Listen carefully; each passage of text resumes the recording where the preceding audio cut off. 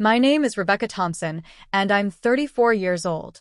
Last Christmas Eve morning, I opened my front door to find 20 complete strangers standing on my porch, all holding identical gold foil invitations with my address printed on them. The elaborate cards announced the Thompson family Christmas extravaganza at my beautiful home, inviting everyone to join our annual celebration. There was just one problem. I had never sent these invitations, never planned any party, and had absolutely no idea who half these people were. As I stood there in my pajamas, staring at confused faces expecting hot cocoa and holiday cheer, my phone started ringing with angry relatives demanding to know why I hadn't prepared anything for the guests they'd sent to my house without even asking. Before we dive into this unbelievable story of family betrayal and manipulation, I'd love to know where you're watching from. Drop your location in the comments below, and don't forget to hit that like button if you've ever had family members cross your boundaries. Make sure to subscribe because, trust me, this story gets so much worse before it gets better, and you won't want to miss how I finally stood up to decades of family manipulation. Standing in my doorway that frigid December morning, I examined one of the invitations with trembling hands. The cardstock was expensive, thick and cream-colored with raised gold lettering that must have cost a fortune. The elegant script read, "Join the Thompson family for our annual Christmas celebration at Rebecca's beautiful home," followed by my exact address in Portland, Oregon. Below that, in smaller print, it listed details about dinner being served at 3 o'clock, complete with a request for guests to come hungry for Becca's famous holiday feast. The problem was, I didn't have a famous holiday feast, I never hosted a family Christmas, and I certainly didn't have the money or space to accommodate 20 people. The backstory here is crucial to understanding just how devastating this betrayal felt. 6 months earlier, I had bought this little Victorian house after my divorce from Marcus was finalized. It was my dream home, a symbol of my independence and fresh start, located exactly 3 hours away from my family in Seattle. That distance wasn't accidental. After years of toxic family dynamics and a controlling marriage, I desperately needed space to heal and rediscover who I was without everyone else's expectations weighing me down. The house was small but perfect for me, with just 2 bedrooms, 1 bathroom, and a cozy living area that I was slowly furnishing with my limited post-divorce budget. As I stood there explaining to 20 confused strangers that there had been some terrible mistake, my phone began buzzing incessantly. The first call was from my Aunt Martha, a woman I saw maybe twice a year at family gatherings. "Becca, honey, where should we park?" she asked cheerfully. "We've got Uncle Robert's RV, and the street looks pretty narrow." Before I could respond, she continued, "Oh, and I brought that green bean casserole you requested, plus my famous apple pie. Should I use the back entrance?" I hadn't requested anything, and I was pretty sure my tiny kitchen couldn't accommodate whatever massive dishes she was describing. The calls kept coming. Cousin Jake wanted to know if my backyard was fenced because he was bringing his 5 children and needed somewhere for them to run around. Mrs. Patterson, my parents' neighbor whom I'd met exactly once, called to ask about the wine selection and whether she should bring her special eggnog recipe. Each conversation made it clearer that this wasn't some simple misunderstanding. Someone had orchestrated an elaborate deception, and they'd used my home and my name to do it. When my mother Diane finally called, her voice was sickeningly sweet with false innocence. "Becca, darling, I hope you're getting everything ready. Everyone's so excited to see your beautiful new house." The way she said it, as if this had all been my idea, made my stomach churn. "Mom," I said carefully, "I never agreed to host Christmas. I never sent out invitations. I don't even know half the people who showed up at my door this morning." There was a pause, and then she laughed that particular laugh she used when she was about to gaslight me. "Oh, sweetheart, we thought you'd want to host this year. You have that lovely new house, and after everything you've been through, we figured you could use some family time." The manipulation in that single sentence was breathtaking. She'd managed to make it sound like they were doing me a favor while simultaneously making me responsible for a party I'd never agreed to host. But the worst part was yet to come. As I tried to explain that I couldn't afford to feed 20 people and hadn't prepared anything, my mother's tone shifted. Well, we already told everyone you were excited to host. We can't disappoint the family now, can we? The implication was clear. Any problems with this situation were my fault for not going along with their plan. That's when I discovered the first major betrayal. During our conversation, my mother mentioned the family group chat where we planned everything. A family group chat that I had never been added to, never knew existed, and certainly never participated in. They had spent weeks, possibly months, planning this elaborate Christmas celebration at my house, discussing menus and guest lists and logistics, all while deliberately excluding me from every single conversation. I was the host, but I was also the only person who didn't know there was going to be a party. Within an hour of my mother's call, my phone became a weapon of psychological warfare. My father Harold called next, his voice heavy with disappointment and guilt. "Becca, your mother worked so hard on those invitations. She spent weeks designing them, getting them printed at that fancy place downtown. She was so excited to help you host your first family Christmas in your new home." The way he spoke, you'd think I had personally destroyed weeks of my mother's hard work rather than simply been blindsided by a party I never agreed to host. The guilt trip continued with military precision. "You know how much family traditions mean to your mother," he continued. "She's been talking about this for months, telling everyone how proud she is of your new house, how excited she is to see you taking on the family hosting duties." Each word was carefully chosen to make me feel like the villain in a story where I was actually the victim. According to my father's version of events, I was an ungrateful daughter who was destroying family traditions and crushing my mother's dreams, rather than a woman whose boundaries had been completely violated. My brother Michael joined the attack within minutes of my father hanging up. His approach was more direct and brutal. "Jesus, Becca, stop being so selfish. It's just one day. You've got that big house now, and Mom's been bragging about your fancy kitchen to everyone. Just make some sandwiches and let people come over. Why do you have to make everything so difficult?" The accusation of selfishness hit particularly hard because it was so unfair.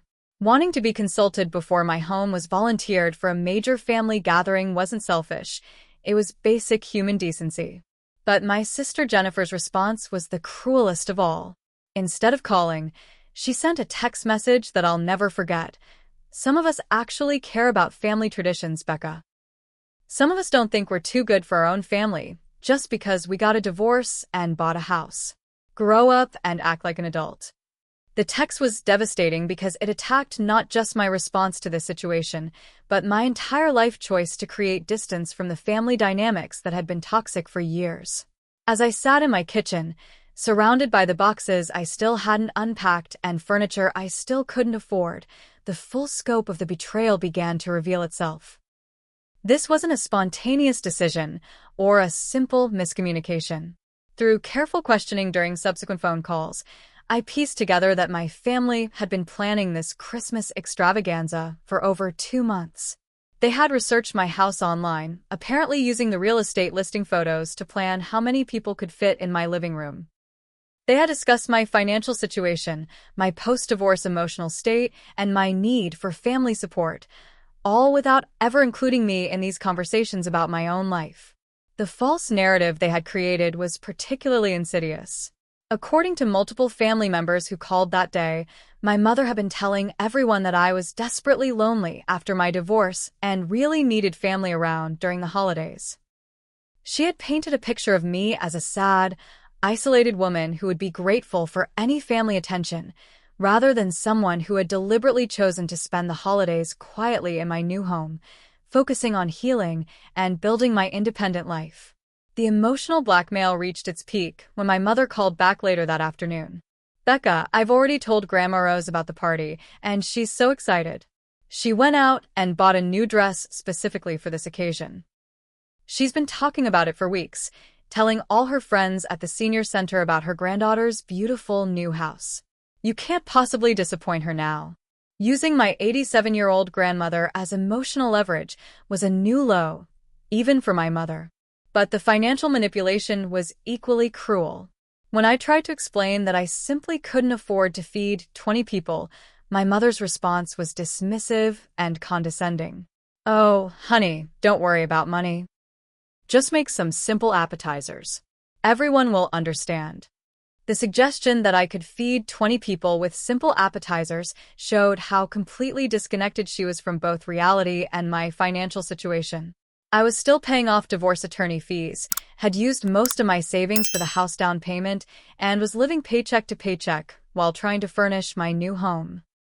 It was during this conversation that my first ally appeared, though I didn't recognize her importance at the time.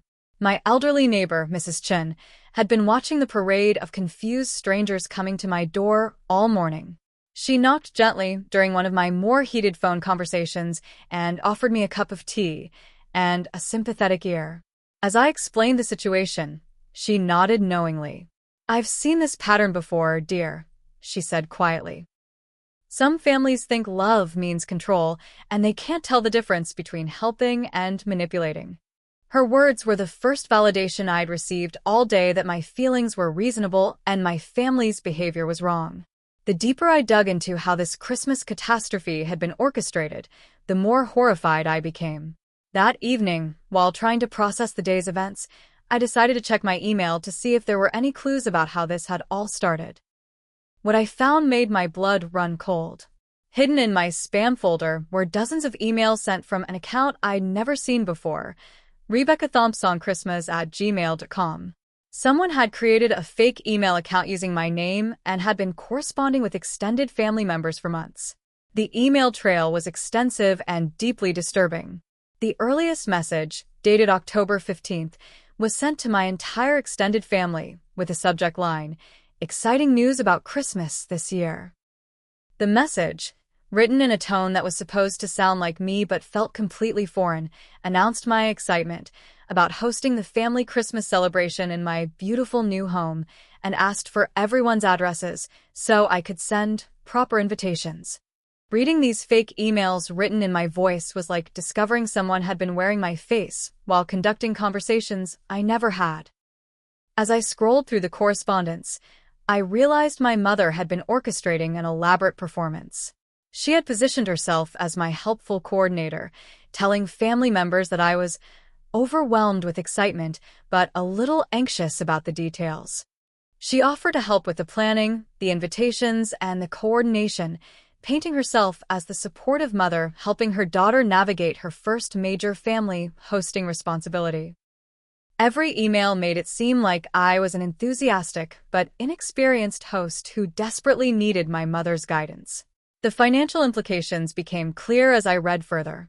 The fake emails included detailed discussions about the menu, with my supposed preferences for an elaborate spread including honey-glazed ham, 3 different potato dishes, homemade rolls, multiple desserts, and a full bar setup. The estimated cost for feeding 20 people with this menu was easily $1,500, money I absolutely did not have. My post-divorce budget was tight enough that I shopped with coupons and bought generic brands. The idea that I could casually spend $1,500 on a single meal was absurd. What made the financial manipulation even worse was the assumption underlying all of it. Because I had managed to buy a house, my family assumed I was now wealthy and could afford to host elaborate gatherings. The reality was that I was house poor, having used every penny of my savings for the down payment and closing costs. My mortgage payments, while reasonable, left very little room in my budget for extras. The house had needed immediate repairs when I bought it, and I was slowly saving money to fix the leaky roof and update the ancient heating system. Spending $1,500 on Christmas dinner would have meant delaying essential home repairs for months. The violation of privacy went even deeper. Through the fake email account, my mother had given out my personal cell phone number to distant relatives and family friends I barely knew. Throughout that week, I received calls from strangers asking about dietary restrictions, offering to bring specific dishes, and requesting recipes for items I supposedly made every year. Mrs. Patterson called to discuss her wine pairing suggestions. A second cousin I'd met twice wanted to know if my dining room could accommodate his special orthopedic chair. Uncle Robert's new girlfriend called to ask whether she should wear formal or casual attire. The most brazen call came from my Aunt Martha, who somehow felt entitled to demand use of my guest bedroom for an overnight stay.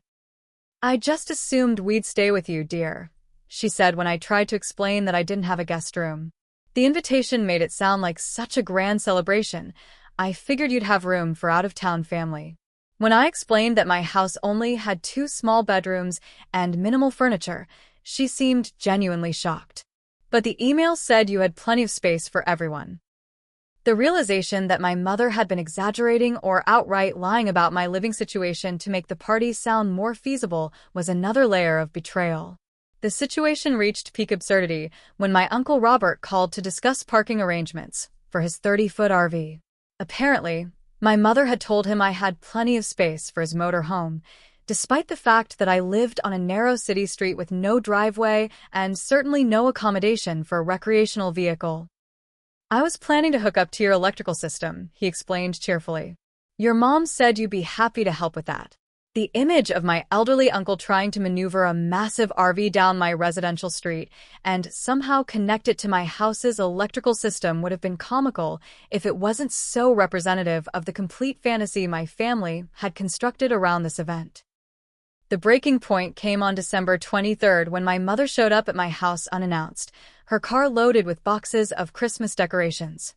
She walked up to my front door as if she owned the place, arms full of garland and ornaments, acting as though this was all perfectly normal. "I brought decorations to help you get ready," she announced when I opened the door in shock. "I know you probably don't have enough Christmas decorations for such a big party, so I brought some of mine." The casual assumption that she could just appear at my home and begin decorating for a party I had never agreed to host was breathtaking in its audacity. Christmas Eve morning arrived with the surreal horror of a nightmare becoming reality. I had spent the previous evening on the phone with various family members, trying desperately to explain that there would be no Christmas party, no elaborate dinner, and no holiday celebration at my house. Every conversation had ended with some version of, "Well, we'll see you tomorrow anyway." Despite my clear communications that I was not hosting anything, 20 people actually showed up at my door at exactly 2:30 in the afternoon, half an hour before the dinner time listed on the invitations. I was still in my flannel pajamas, having spent the morning trying to summon the courage to face whatever chaos was coming, when the doorbell rang. Through my front window, I could see cars lining both sides of my narrow street. People were getting out of vehicles, carrying covered dishes, wine bottles, and wrapped presents. They were dressed for a celebration, chatting excitedly as they walked toward my front door. For a moment, I considered not answering, hiding in my bedroom until they all went away, but I knew that would only make things worse.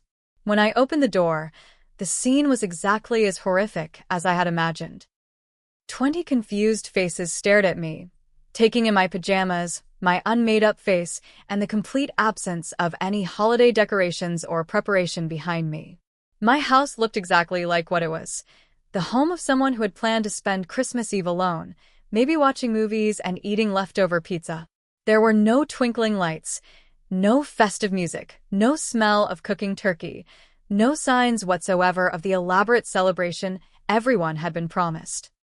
The silence stretched for what felt like an eternity before my Aunt Martha stepped forward, holding a large covered dish. "Becca, dear, where should I put the green bean casserole? And should we come in through the back, so we don't track snow through your living room?" Behind her, I could see Uncle Robert struggling with what appeared to be a massive turkey, while my second cousin Jake was trying to corral his 5 children who were already running around my small front yard. "I'm sorry," I said, my voice shaking, "but there's been a terrible misunderstanding. I'm not hosting Christmas dinner. I never sent those invitations, and I never agreed to have a party." The words felt inadequate to explain the scope of the deception that had brought all these people to my doorstep, but they were the truth, and I had to start somewhere. That's when my mother emerged from the crowd like a theatrical villain, making her entrance. She was dressed in an elegant red wool coat and had obviously spent considerable time on her hair and makeup for this occasion. "Becca," she exclaimed with artificial cheer, "why aren't you ready? Everyone's here for the party." The way she said it, with such convincing surprise and disappointment, made it seem like I was the one who had forgotten about plans we'd made together. The public humiliation began immediately. "Becca, you've embarrassed the whole family. my mother announced loudly enough for all 20 people to hear. Everyone drove here from all over the state. Some people took time off work, and you haven't prepared anything. She gestured dramatically at the crowd of confused relatives, turning their disappointment into a weapon against me. Your poor grandmother got dressed up specially for this, and now you're telling everyone to go home? The extended family's reaction was swift and brutal. Instead of being angry at the people who had manipulated them into making unnecessary trips, they directed their frustration at me. Cousin Linda, who had apparently driven 4 hours from Eastern Oregon, shook her head in disgust. We left at 10 o'clock this morning, Becca. We could have stayed home and had our own Christmas dinner. This is really inconsiderate. The fact that I was the victim of the same deception that had brought her here seemed irrelevant to her. Uncle Robert, still holding his enormous turkey, looked genuinely bewildered. But the emails said you were excited about hosting. Your mother has been talking about this for weeks, telling us how much she wanted to bring the family together. Hearing him repeat the lies my mother had been spreading made the manipulation feel even more cruel. These people weren't inherently unreasonable. They had simply been fed a completely false narrative about my desires and intentions. When I tried to explain that I had never sent any emails, never planned any dinner, and had been excluded from all planning discussions, my father stepped forward with his ultimate weapon, emotional blackmail involving my elderly grandmother. Becca, look what you're doing to Grandma Rose. She's been so excited about this party. She's been telling everyone at her assisted living facility about her granddaughter's beautiful new house. She bought a new outfit specifically for today. How can you disappoint her like this? That's when something inside me snapped. Standing on my own front porch, in my own pajamas, looking at 20 people who expected me to magically produce a Christmas feast I had never planned, I found a strength I didn't know I possessed. I need everyone to leave immediately, I said, my voice carrying more authority than I had felt in years. This party was planned without my knowledge, without my consent, and without my ability to actually host it. I'm sorry you were all deceived, but I am not responsible for fixing this situation. My mother's response was predictably dramatic. She gasped, pressed her hand to her chest, and swayed slightly as if my words had physically wounded her. I think I'm going to faint, she announced, and then proceeded to do exactly that, or at least to perform a very convincing version of fainting. She collapsed against my father's arms while several family members rushed to her aid, creating exactly the kind of dramatic scene that would make me look like the heartless daughter who had caused her mother's medical emergency. The situation escalated quickly from there. My brother Michael, never one to miss an opportunity for aggressive confrontation, stepped toward my front door with clear intention to force his way inside. We're not leaving until this gets sorted out, he declared. I'm not driving 4 hours home to explain to my kids why Christmas got ruined because their aunt decided to have some kind of breakdown. The implication that I was having a mental health crisis rather than responding rationally to an impossible situation was particularly infuriating. It was at this moment that I truly understood the value of good neighbors. Mrs. Chen, who had been watching the increasingly heated discussion from her front window, called the police when she saw my brother making aggressive moves toward my door. Within 10 minutes, 2 patrol cars arrived at my house, and Officer Rodriguez, a calm, middle-aged woman, began asking questions about the situation. The presence of police officers forced my family to reveal the truth about their deception. When Officer Rodriguez asked to see the invitations and hear everyone's version of events, the story of the fake emails, the excluded planning, and the manipulated expectations came tumbling out. As she listened to the details, Officer Rodriguez's expression grew increasingly serious. Ma'am, she said to my mother, who had miraculously recovered from her fainting spell, using someone's address and name without permission to organize events could constitute harassment. Officer Rodriguez pulled me aside for a private conversation while her partner kept an eye on my family. I've seen situations like this before, she said quietly. This looks like a pattern of manipulation and boundary violation. Have you considered getting a restraining order? The suggestion that my family's behavior was serious enough to warrant legal intervention was both validating and terrifying. It confirmed that my feelings were justified, but it also meant acknowledging that my family relationships were so damaged they might require legal boundaries. As the police officers supervised my family's departure, my mother made one final attempt at manipulation. "Becca, you've ruined Christmas forever," she called out dramatically as she got into her car. "I hope you're happy spending the holidays all alone, because that's exactly what you've chosen." The words were designed to make me feel guilty and reconsider my position, but instead, they clarified exactly what this whole situation was really about: control. This had never been about family togetherness or holiday traditions.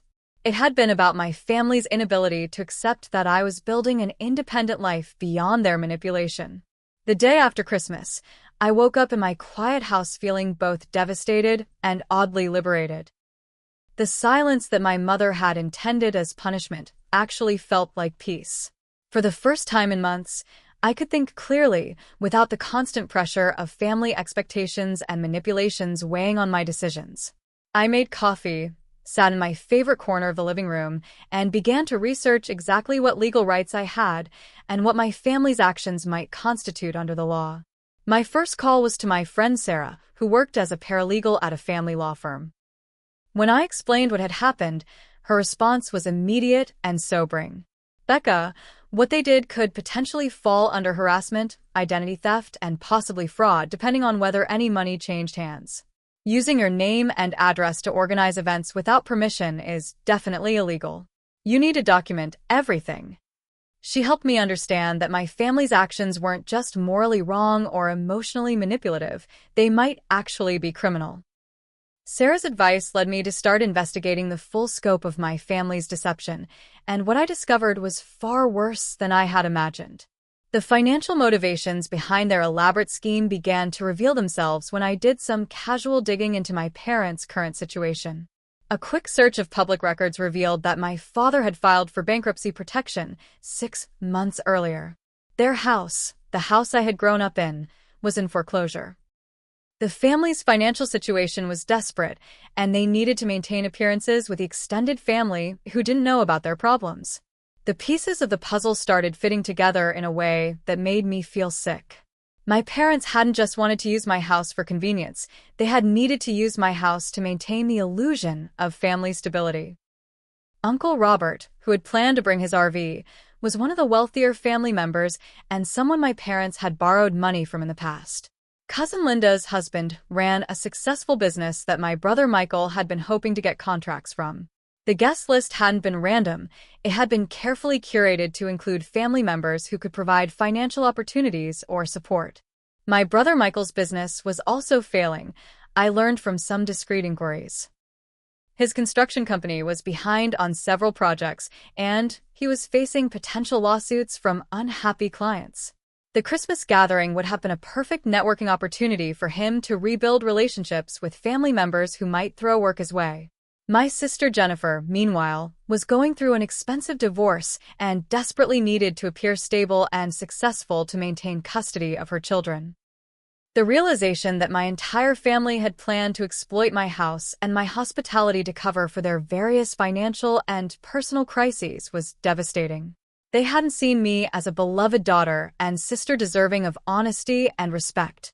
They had seen me as a resource to be managed and manipulated. My divorce, which they had positioned as evidence that I needed family support, had actually made me valuable to them because it meant I was vulnerable and might be grateful for any family attention. But the discovery that sent me into a rage was finding out about the money. Through a series of careful phone calls to extended family members, I learned that my mother had been collecting contributions for Christmas dinner expenses. She had told various relatives that I was overwhelmed by the cost of hosting such a large gathering and that she was helping coordinate financial support. Uncle Robert had given her $200. Aunt Martha had contributed $100. Even my elderly grandmother had been convinced to contribute $50 from her fixed income. The total amount my mother had collected was over $500, money that was supposedly to help me with Christmas dinner expenses. Money that I never knew existed, money that had been collected in my name for an event I never planned. When I confronted my mother about this over the phone, her response was classic deflection. I was going to give you that money to help with groceries. You're being paranoid and ungrateful."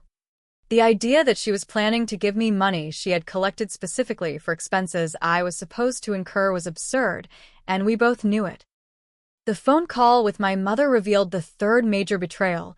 She had been accessing information about my financial situation without my knowledge or permission. During our heated conversation, she made several references to my mortgage payment, my savings account balance, and my monthly expenses that she couldn't possibly have known unless she had been monitoring my finances somehow. When I pressed her on how she knew these details, she became defensive and evasive, eventually admitting that she had asked around and put pieces together from various conversations. The violation of privacy was staggering. My mother had somehow obtained detailed information about my financial situation and had used that information to calculate exactly how much they could exploit me for. She knew I had enough money to cover mortgage payments, so she figured I could afford to host a dinner party. She knew I had used most of my savings for the house, so she knew I would be financially stressed by unexpected expenses, but wouldn't be completely unable to cover them. This level of financial surveillance felt like stalking. Armed with this new information, I decided to expose the truth to the extended family who had been manipulated just as much as I had. I spent an afternoon crafting a detailed email that explained the entire situation: the fake email account, the excluded planning, the financial manipulation, the money collection, and the surveillance of my personal finances. I included screenshots of the fake emails, a timeline of events, and copies of the bank records I had obtained showing my parents' financial problems. The email went to every person who had received one of the fake Christmas invitations, plus several additional family members who I thought deserved to know what had been happening. In the subject line, I wrote "The Truth About Christmas Eve," a timeline of deception and financial manipulation. I spent hours crafting the message to be factual and straightforward rather than emotional or accusatory, though the facts themselves were damning enough. The response was swift and overwhelming. Within hours, I received phone calls and emails from family members expressing shock, anger, and in many cases, apologies. Uncle Robert called first, his voice shaking with rage. "Becca, I had no idea. I gave your mother $200 thinking it was to help you with expenses. I feel like a complete fool." His anger was directed where it belonged, at the people who had deceived him, not at me for exposing the truth. But the most important call came from my grandmother. At 87, Grandma Rose was sharper than most people half her age, and she had been quietly watching the family dynamics for years. "Sweetheart," she said when I answered her call, "I've been waiting for someone to finally speak up about your mother's behavior. What she did to you is wrong, and what she's been doing to this family for years is wrong. I want you to know that some of us see exactly what's been going on." My decision to expose the truth to the extended family triggered a war that made Christmas Eve's confrontation look like a minor disagreement. Within 24 hours of sending my email, my immediate family launched a coordinated campaign to destroy my credibility and turn the extended family against me. The intensity and viciousness of their retaliation revealed just how invested they were in maintaining the false narrative they had constructed. My mother fired the first shot with a Facebook post that was a masterpiece of manipulation and victim playing. "It breaks my heart when family turns against family," she wrote. "Sometimes when people go through difficult times like divorce, they lash out at the people who love them most. I pray that my daughter can find peace and healing, and that our family can come together again. Some people have asked why Christmas was canceled this year. All I can say is that sometimes people make choices that hurt the whole family, and we have to love them anyway." The post was shared dozens of times by family, friends, and distant relatives, painting me as an unstable woman who had destroyed family Christmas out of spite. My brother Michael took a more direct approach, calling extended family members individually to spread rumors about my mental state. According to conversations I heard about secondhand, he was telling people that my divorce had been really hard on me and that I was not thinking clearly and lashing out at everyone who tried to help. He suggested that my accusations were evidence of paranoia and that the family needed to be patient with me while I worked through my emotional problems. But my sister Jennifer's attack was the most damaging because it targeted my professional life.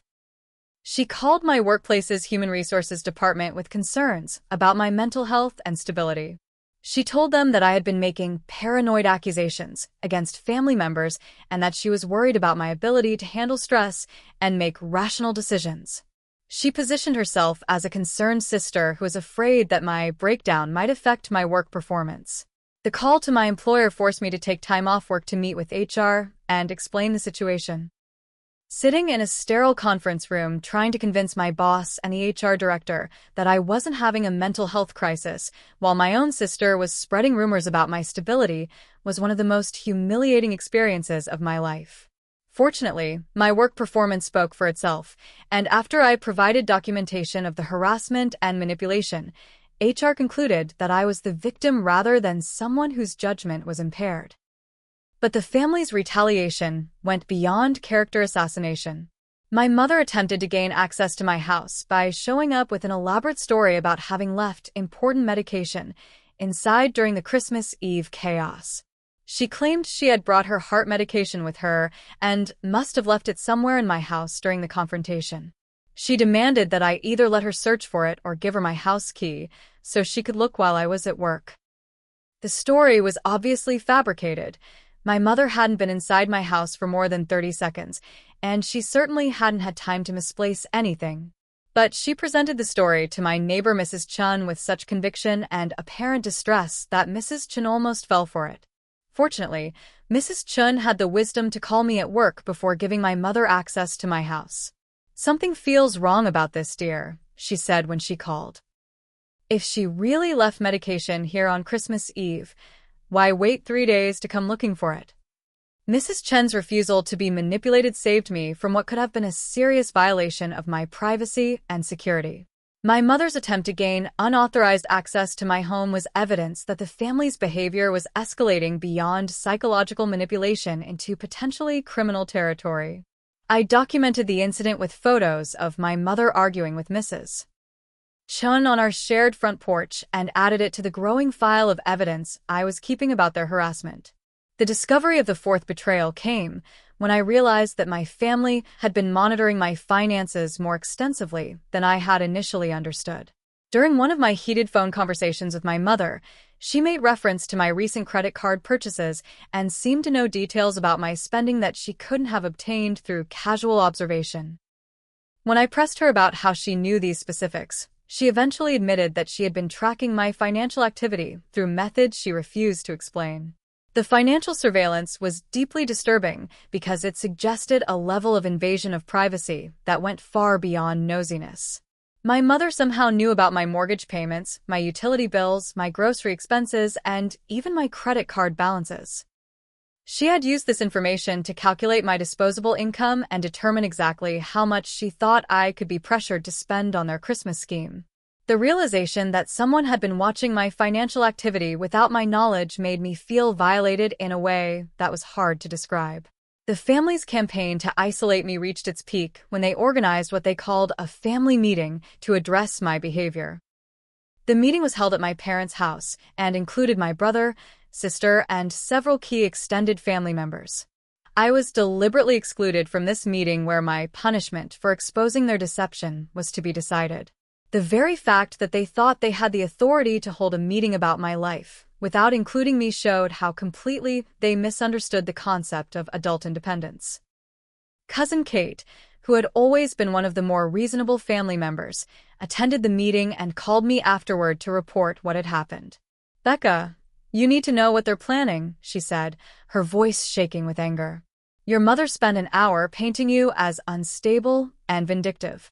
They're planning to cut you off completely from family events, family communication, and family support. They want to present a united front that you're not welcome in the family unless you apologize and admit that you were wrong about Christmas." The ultimatum was both devastating and liberating. On one hand, the thought of being permanently excluded from my family was terrifying. These were the people who had been part of my life for 34 years, for better or worse. On the other hand, the idea of being free from their constant manipulation and drama was appealing. Kate's report also revealed something important. Not everyone in the family was falling for my parents' manipulation. Kate herself was disgusted by what she had witnessed, and she mentioned that several other family members had left the meeting early because they were uncomfortable with the direction it was taking. The week between Christmas and New Year's was the darkest period of the entire ordeal. The extended family had largely chosen sides, and most of them had sided with my parents based on the false narrative of me as an unstable daughter who had destroyed Christmas out of selfishness.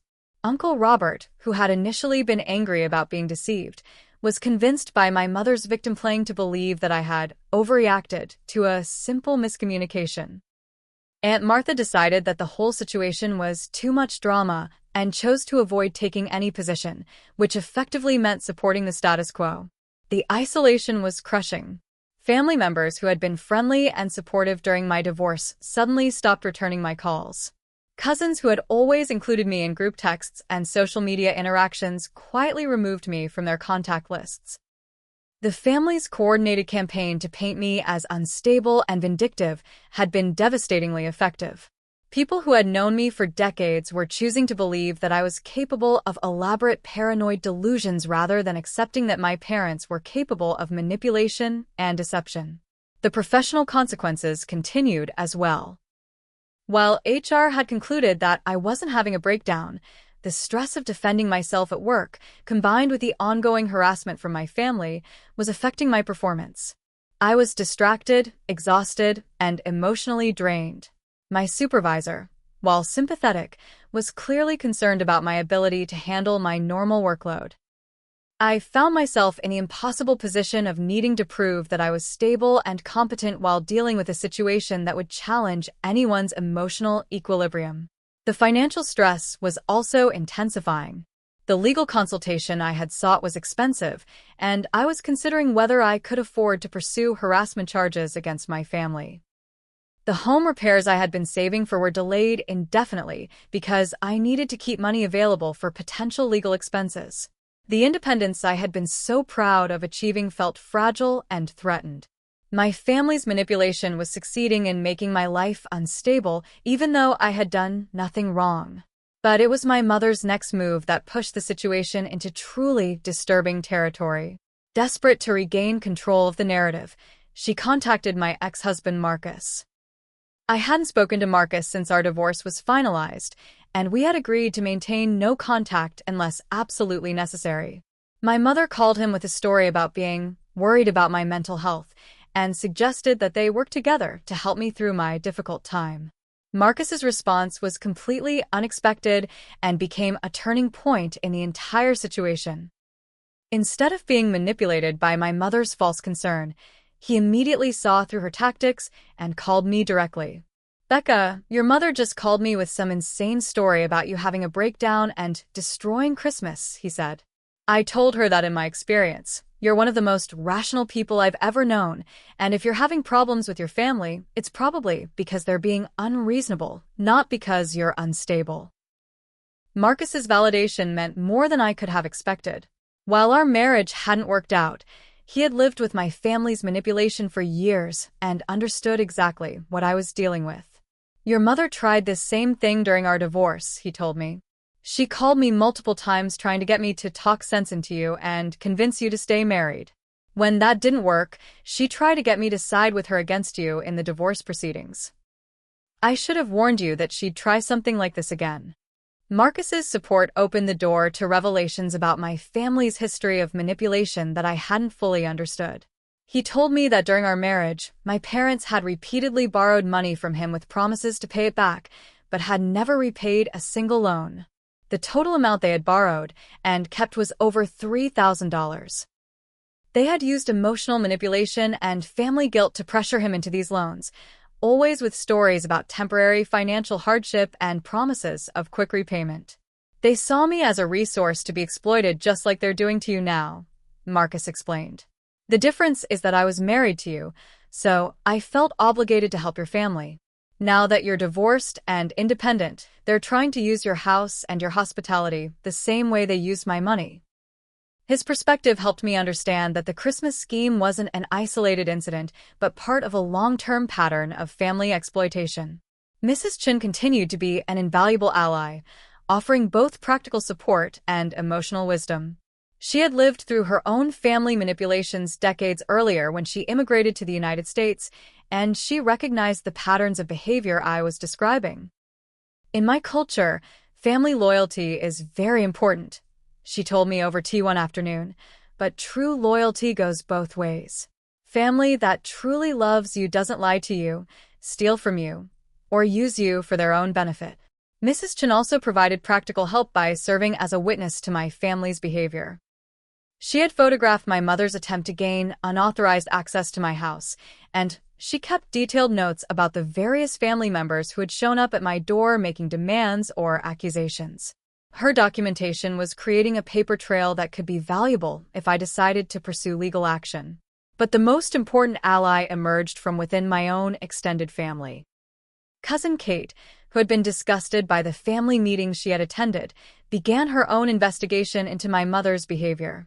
What she discovered was a pattern of manipulation and financial exploitation that went back years and affected multiple family members. Kate had always been the family member with the best memory and the most attention to detail, and she started connecting dots that revealed disturbing patterns. Kate's investigation uncovered that my mother had been running similar scams on other family members for years. 5 years earlier, she had destroyed Kate's wedding plans by spreading rumors and creating drama that split the extended family into factions. 3 years before that, she had manipulated Uncle Robert into lending money for a fake medical emergency.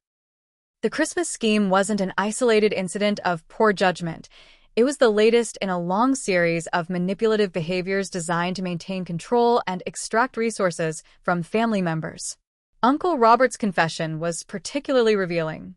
When Kate approached him with specific questions about his past interactions with my mother, he admitted that she had been manipulating him for over a decade. I kept lending her money because she always had some crisis or emergency, he told Kate. But looking back now, I can see that the emergencies were always perfectly timed to happen when I had received bonuses or tax refunds. She somehow always knew exactly when I had extra money available. The pattern Kate uncovered was sophisticated and deliberate. My mother had been monitoring family members' financial situations, tracking their employment situations, their tax schedules, their major purchases, and their life events. She used this information to time her requests for help, her manufactured emergencies, and her manipulation schemes. The Christmas party scheme was just the most elaborate version of tactics she had been using on the family for years. Kate's investigation became the catalyst for a family reckoning that my parents had never anticipated.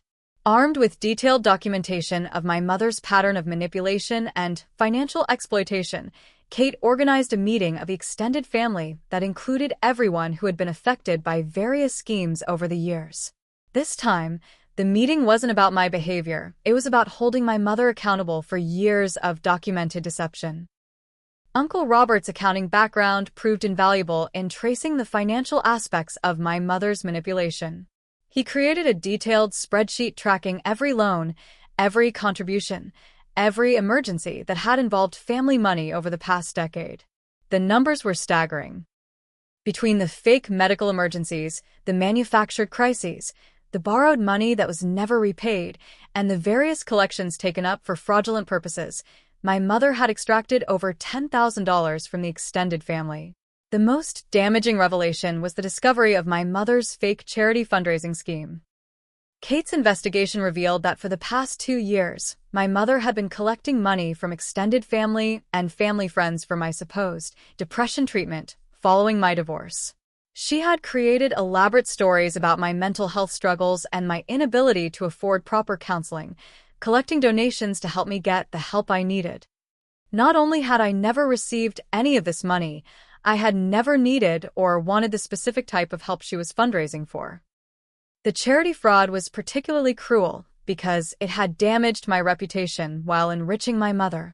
Extended family members and family friends had been told that I was struggling with serious mental health issues and was too proud or too broke to get help.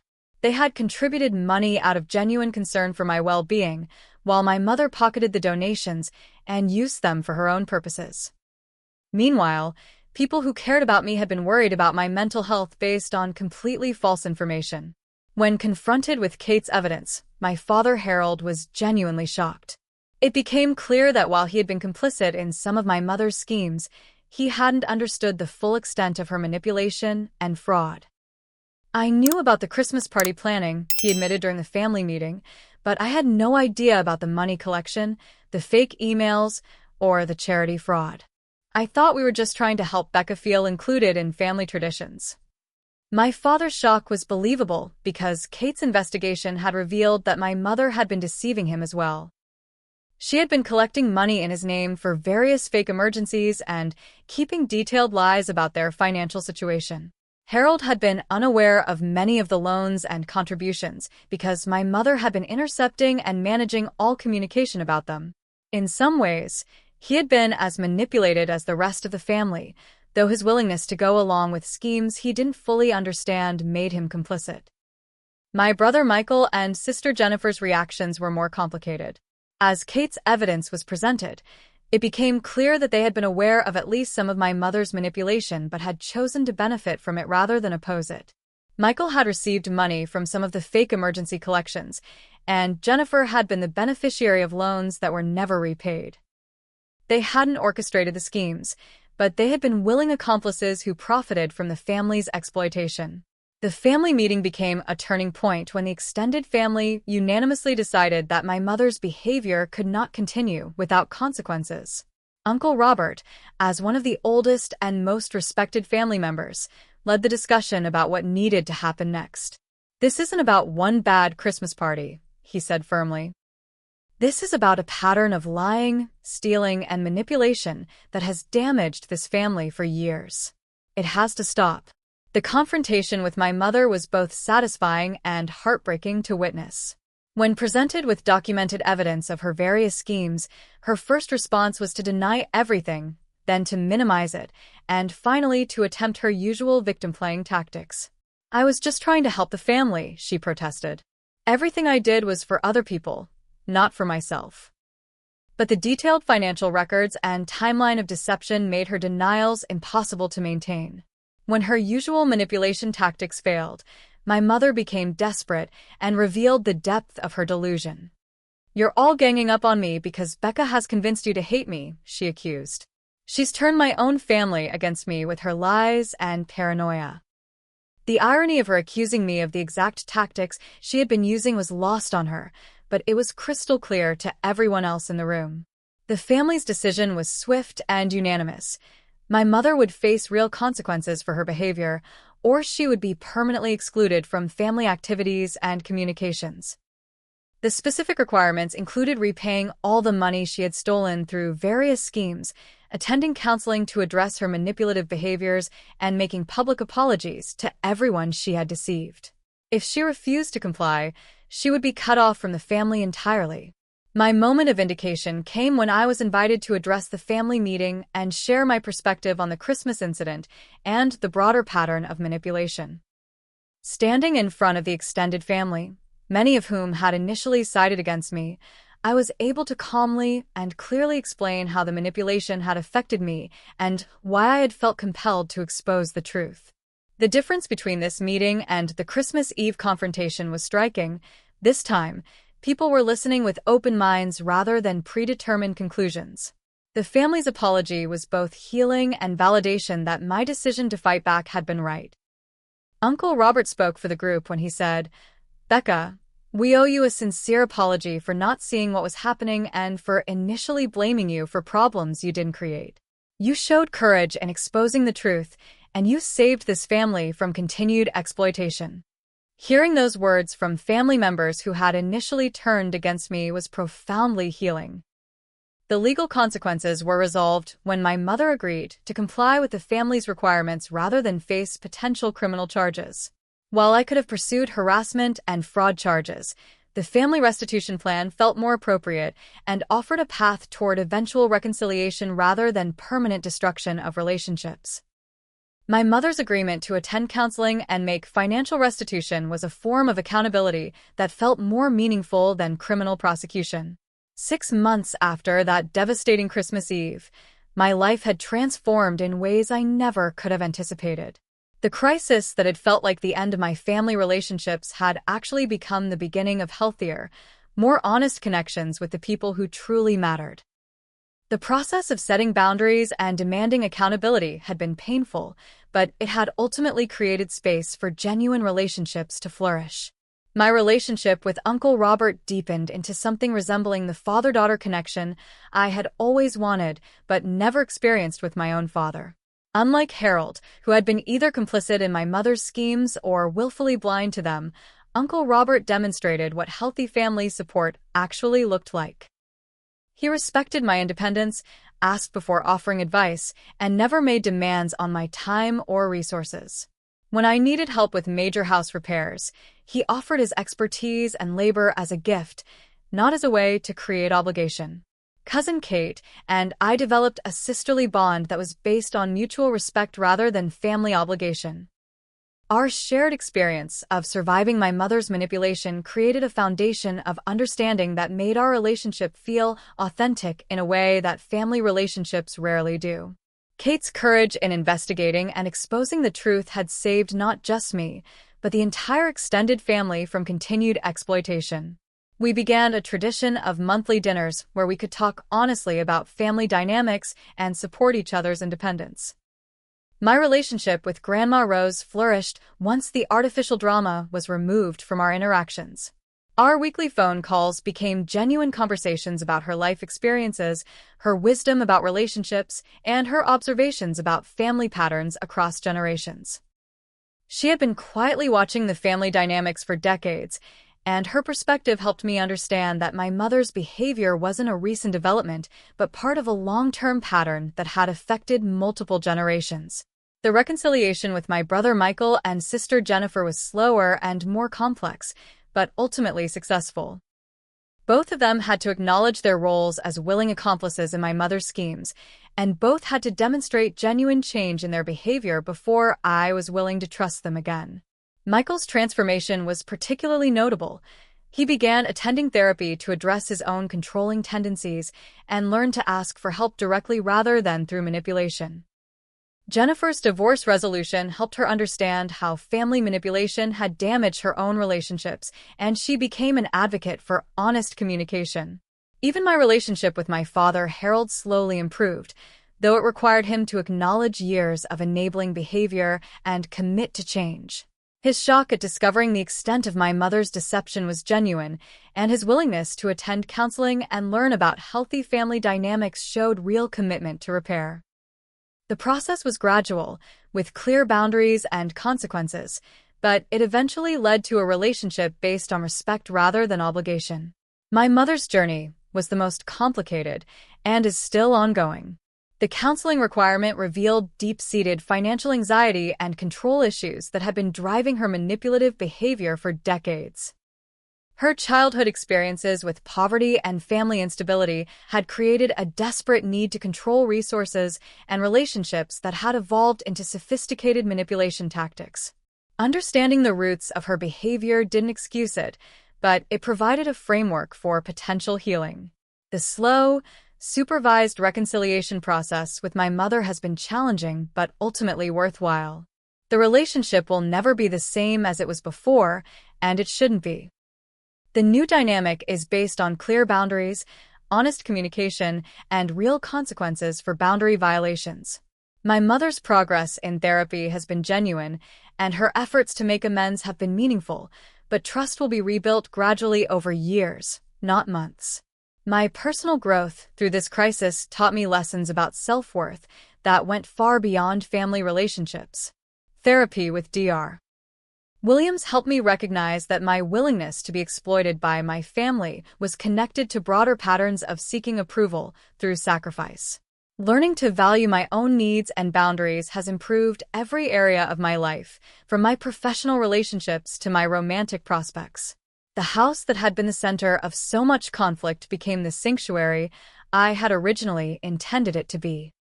Without the pressure of family expectations and manipulation, I was able to create a home that truly reflected my values and preferences. Mrs. Chen's friendship enriched my daily life in ways that taught me about chosen family and mutual support. The neighborhood connections I built provided a network of relationships based on reciprocity rather than obligation. Professionally, surviving and exposing my family's manipulation actually strengthened my position at work. My supervisor's observation of how I handled the crisis with integrity and clear thinking led to increased responsibilities and eventual promotion. The skills I developed in documenting harassment, setting boundaries, and communicating clearly under pressure proved valuable in professional contexts as well. My approach to romantic relationships has been permanently changed by learning to recognize and reject manipulation. The slow process of dating after this experience has been cautious but healthy, focused on finding someone who respects boundaries and communicates honestly. The contrast between manipulative behavior and genuine care has become crystal clear, making it easier to identify healthy relationship dynamics.